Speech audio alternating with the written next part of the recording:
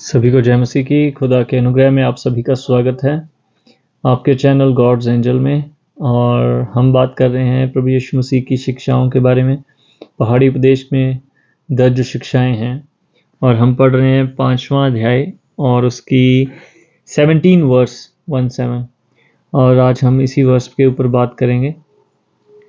ये ना समझो कि मैं व्यवस्था या भविष्यद्वक्ताओं की पुस्तकों को लोप करने आया हूँ। लोप करने नहीं परंतु पूरा करने आया हूँ। खुदा का वचन पढ़े और सुने जाने पर आशीष हो। ये वचन बहुत ही थोड़ा सा सेंसिटिव और थोड़ा सा कंट्रोवर्शियल है और मैं इसमें बस अपनी बात रख सकता हूँ जिससे आप उससे एग्री कर भी सकते हैं और नहीं भी कर सकते। और अपनी राय, अपनी रेवलेशन, अपना प्रकाशन आप नीचे कमेंट्स में भी बता सकते हैं। ये वचन हमें बताता है कि परमेश्वर ये कह रहे हैं, प्रभु यीशु मसीह ये कह रहे हैं कि मैं भविष्यद्वक्ताओं की पुस्तकों को, जितना भी पुराना नियम है उत्पत्ति से लेकर मलाकी तक, और जितनी व्यवस्था दी गई थी उसको ख़त्म करने नहीं आया, ना ही उसको मैं दबाने आया हूँ, मैं उसको पूरा करने आया। सो फर्स्ट रेवलेशन ये है कि जो इच्छा या जिस किरदार के लिए या जिस आज्ञाकारिता के लिए पुराने नियम में कोई भी नबी टिक नहीं सका, उस आज्ञाकारिता को और उस कॉलिंग को प्रभु यीशु मसीह ने खुद पूरा किया। तो उन बातों को जो व्यवस्था में परमेश्वर के द्वारा दी गई थी, उस व्यवस्था को उन्होंने पूरे सुसमाचार में पूरा किया।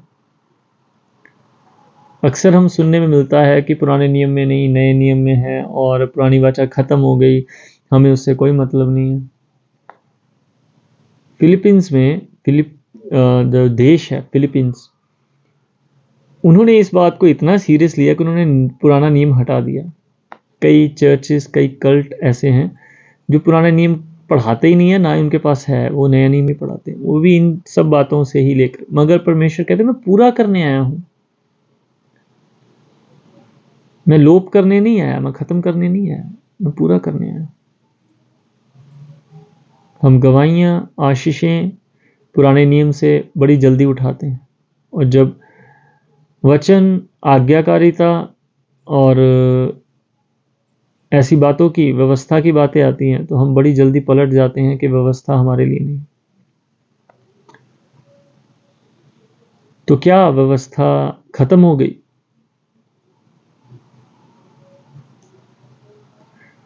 व्यवस्था दी को गई थी, सबसे पहले हम उस पर बात करते हैं। व्यवस्था हमें हमारे पापों से जानकार करवाती है, हमारे लिए एक शीशा है। व्यवस्था देने से पहले हर एक इंसान की अपनी अपनी सच को लेकर, झूठ को लेकर, हर बात को लेकर अपनी अपनी परिभाषा थी। जिन सब परिभाषाओं को खत्म कर कर परमेश्वर ने जो असल में परिभाषा है सत्य की, झूठ की, हर बात की, उसे मूसा के द्वारा लिखित में दिया।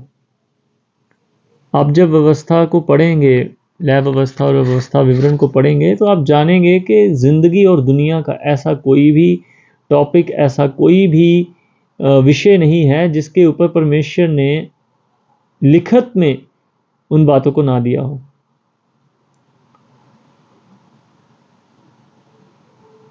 तो व्यवस्था दी इसलिए गई ताकि पाप प्रकट हो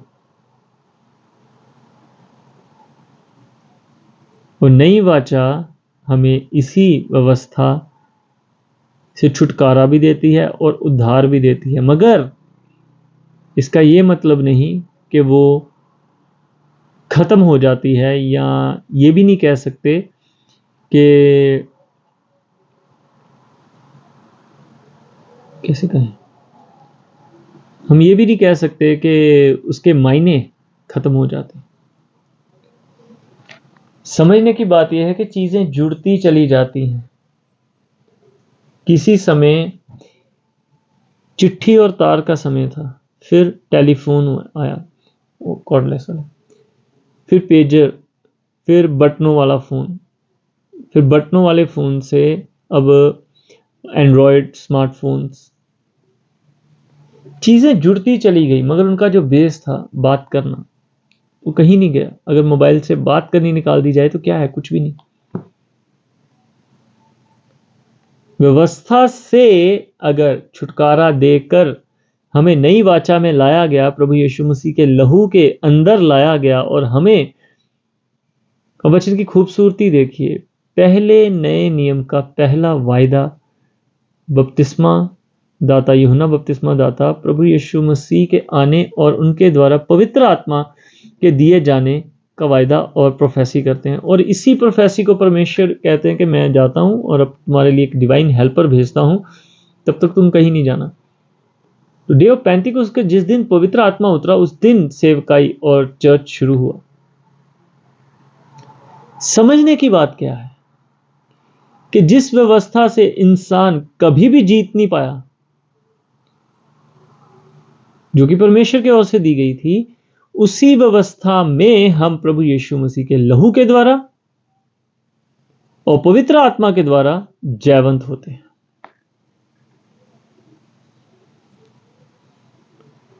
नई वाचा हमें इसीलिए दी गई ताकि हम भी मसीह की तरह उन व्यवस्था को पूरा कर सकें, वो भी आराम से। हमें वो ताकत इसलिए दी गई ताकि हम परमेश्वर के हुक्म को पूरा कर सकें। और ये बात दोनों कैसे जुड़ती हैं? क्योंकि उस व्यवस्था को देने वाला और पवित्र आत्मा को देने वाला एक है, और वो युगायुग एक सा खुदा है, वो दो नहीं है।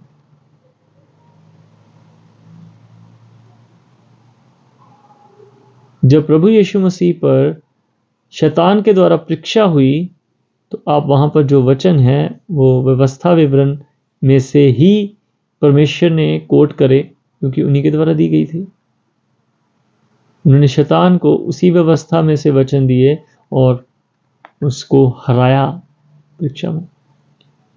दूसरी परीक्षा जब इंसानों के द्वारा, सदूकी और फरीसियों के द्वारा परमेश्वर की ली गई, वो सबसे बड़ी परीक्षा जब व्यभिचारिणी स्त्री को पकड़कर सामने खड़ा किया गया और कहा गया कि व्यवस्था में तो ये लिखा है। तब आप देखें वहां पर परमेश्वर ने अपनी उंगली के साथ भूमि पर 2 बार लिखा। परमेश्वर ने, और बाइबल की खूबसूरती है, परमेश्वर जहां नहीं बोलते हैं, बाइबल जहां शब्दों से बात नहीं करती है, वहां पे एक्शन से इतने डीप रेवलेशंस हैं। प्रभु आप पर अनुग्रह करे। मूसा को दी गई 2 बार दी गई व्यवस्था को वहां पर उन्होंने चिन्ह अपने एक्शंस के द्वारा दिखाया।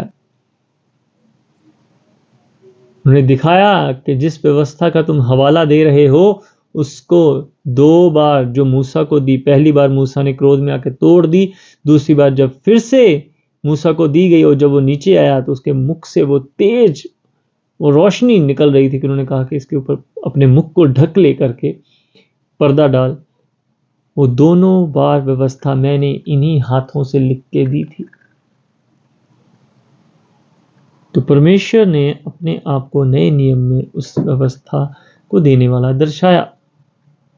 और यही कारण है कि खुदा कहते हैं कि मैं व्यवस्था को पूरा करने आया हूं, मैं लोप करने नहीं आया हूं।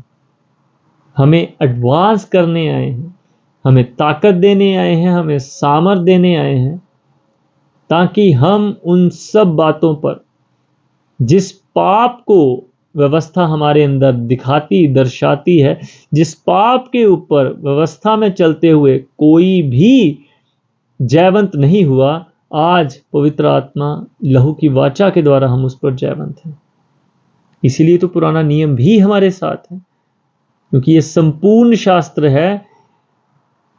उत्पत्ति, इस दुनिया, इस धरती से पहले से लेकर इस दुनिया और धरती के बाद की बातें इसमें दर्ज हैं। सो हमें अपनी सोच को और गहरा, अपनी मानसिकता को और बड़ा करने की जरूरत है। इसके लिए पवित्र आत्मा आपकी मदद करे।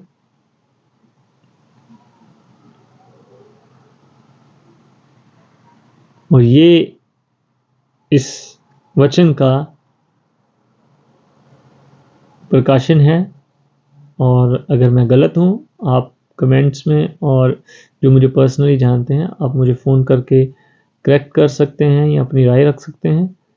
और प्रभु आपको बहुत सारी आशीष दे। जो खुदा ने मुझे बताया था मैंने रख दिया, और प्रभु इसके द्वारा आपको बड़ी आशीष और बरकत दे। खुदा का अनुग्रह आप पर और हम पर बना रहे। प्रभु की शांति आप पर और हम पर बनी रहे। वचन को पढ़ते रहें, वचन में बढ़ते रहें। प्रभु मसीह के पवित्र और जलाली नाम में सभी को जय मसीह की। आमीन।